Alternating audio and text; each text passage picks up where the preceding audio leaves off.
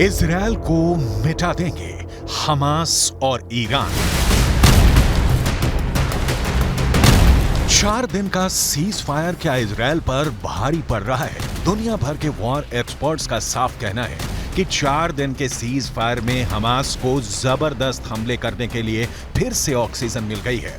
खबरें तो यहां तक आ रही हैं कि रूस के वैगनर ग्रुप के कमांडर और लड़ाके भारी हथियारों के साथ हमास के कमांड सेंटर में पहुंच चुके हैं।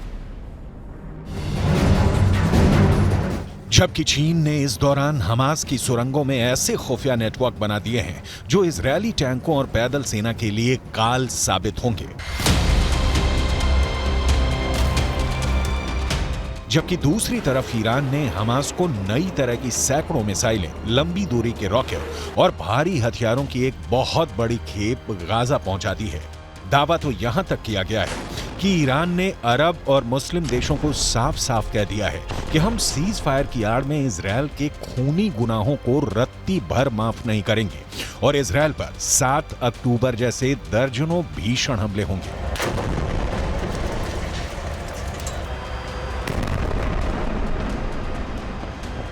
इस वक्त इजरायल के 1.5 लाख सैनिक और 800 टैंक गाजा पट्टी वेस्ट बैंक में मौजूद हैं। खबरें तो यहां तक आ रही हैं कि इजरायल ने सीज फायर पूरा होने से पहले ही हमास के ऊपर जबरदस्त हमले शुरू कर दिए हैं ताकि हमास 7 अक्टूबर जैसा हमला इजरायल पर ना कर सके। जबकि दूसरी तरफ हमास, हिजबुल्लाह और हूथी मिलकर इजरायल पर हमले कर रहे हैं, जो साफ साफ संकेत हैं कि ना तो हमास हार रहा है और ना ही हिजबुल्लाह और हूथी के लड़ाके इजरायल पर हमला करने से हिचक रहे हैं, क्योंकि ईरान इस वक्त गाजा युद्ध का बॉस बन चुका है। यही वजह है कि इजरायल के प्रधानमंत्री बेंजामिन नेतन्याहू ने एक ऐसा बयान दे दिया है जो इजरायल के वजूद से जुड़ गया है। इजरायल की हार पर नेतन्याहू का कबूलनामा। इजरायली प्रधानमंत्री बेंजामिन नेतन्याहू ने गाजा युद्ध को लेकर इजरायली मीडिया में बड़ा लेख लिखा है। नेतन्याहू ने गाजा युद्ध पर लिखा है कि ईरान की शैतानी धुरी बन चुका है हमास। नेतन्याहू ने दुनिया को चेतावनी दी कि अगर हमास ईरान युद्ध जीत गए तो अगला नंबर बाकी देशों का होगा। बेंजामिन नेतन्याहू ने यह भी लिखा है कि हमास ने 7 अक्टूबर को जिस तरह आतंक मचाया वो हमें दिखाता है कि अच्छा भविष्य तभी संभव है जब सभ्य दुनिया इन जंगलियों के खिलाफ लड़ेगी। नेतन्याहू ने अलर्ट करते हुए ये भी लिखा है कि कुछ लोगों को लगता है कि हम आराम से अपनी जिंदगी में रहेंगे और बुराई खत्म हो जाएगी, तो ऐसा बिल्कुल भी नहीं है।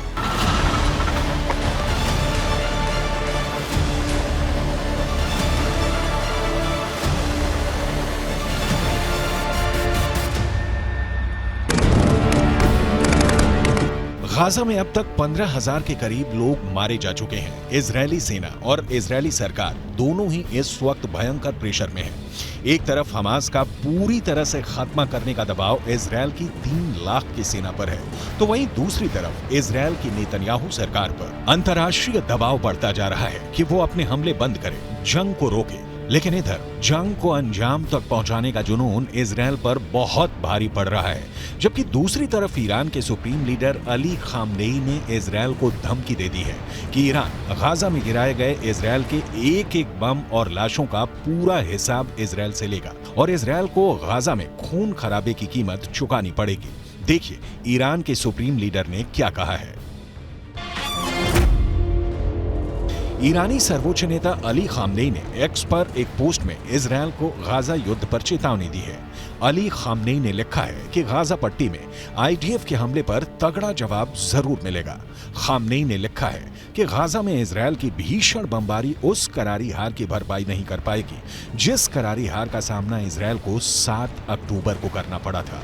ईरानी सर्वोच्च नेता अली खामनेई ने दावे के साथ लिखा है कि इजरायल अमेरिका के समर्थन के बिना कुछ भी नहीं है और कुछ ही दिनों में इजरायल चुप होने को मजबूर हो जाएगा।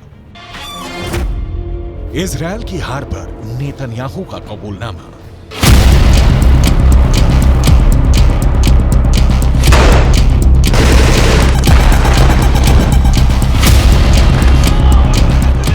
अगर हम आंकड़ों के हिसाब से देखें तो इजरायल ने उत्तरी गाजा से 11 लाख लोगों को जबरन दक्षिणी गाजा की तरफ भागने को मजबूर कर दिया है।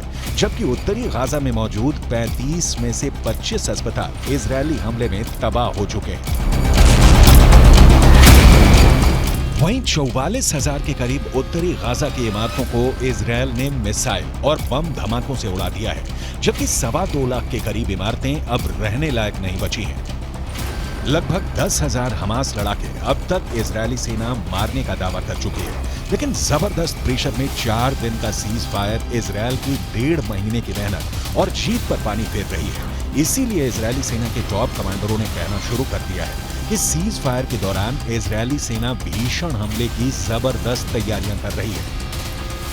इजरायली सेना के प्रवक्ता रियर एडमिरल डैनियल हगारी ने साफ साफ कहा कि हम सीज फायर में हमास पर भीषण हमले की तैयारी में जुटे हैं। इजरायल को मिटा देंगे हमास और ईरान। במהלך ימי ההפוגה, צה"ל ישלים את ההיערכות ואת המוכנות לשלבי המלחמה הבאים. כוחות צה"ל מוכנים ודרוכים בכל הזירות.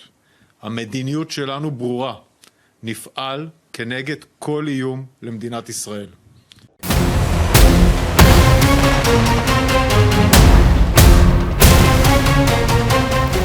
अब सवाल उठता है कि अगर इजरायल सीज फायर के दौरान भी लगातार तेज हमले कर रहा है, तो फिर हमास क्या कर रहा है?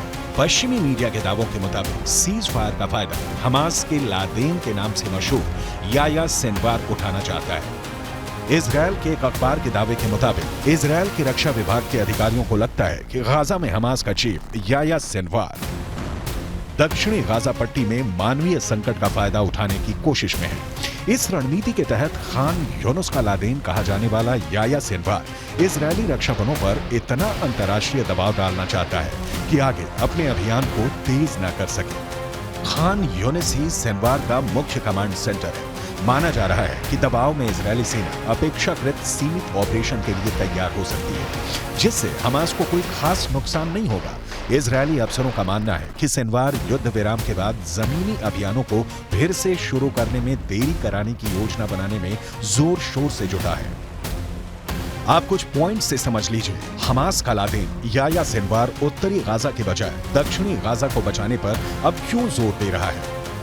सीज फायर की वजह से खान यूनुस या राफा को निशाना बनाने की बजाय इजरायली सेना नुसैरत, अल बुरायज और दीर अल बलाह जैसे इलाकों पर ही सीमित हमले कर पा रही है। इजरायली सेना दक्षिणी गाजा के गैर मानवीय क्षेत्रों में सीमित अभियान चलाने को मजबूर हो रही है। इसका नुकसान आईडीएफ को ये हो रहा है कि हमास इजरायल के भीषण हमलों से बच रहा है और हमास का लादेन याया सिनवार एक बार फिर से दक्षिणी गाजा में हमास की सैन्य ताकत को मजबूत करने में जुटा है।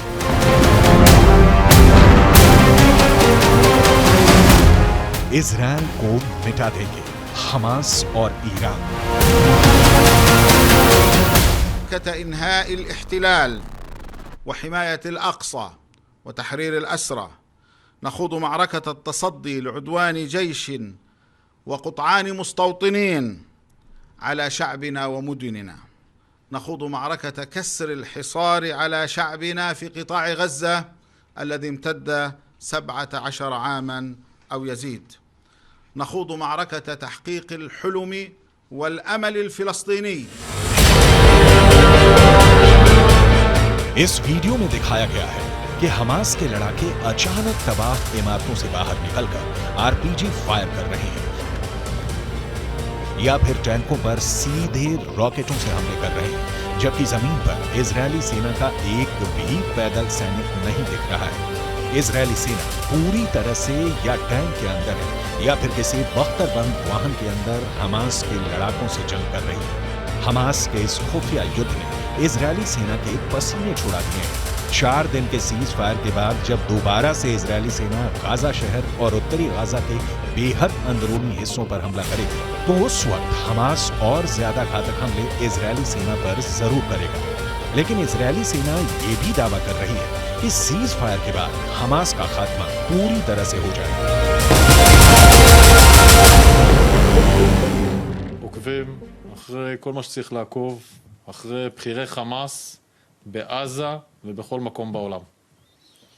יש למלחמה הזאת מטרות מאוד מאוד ברורות, וצה"ל נערך לשלבים הבאים במלחמה, על מנת לפרק את חמאס, לסדר את הגבולות, שיהיו גבולות בטוחים, להמשיך במאמץ העליון, להשבת חטופים, להגיע להרתעה אזורית.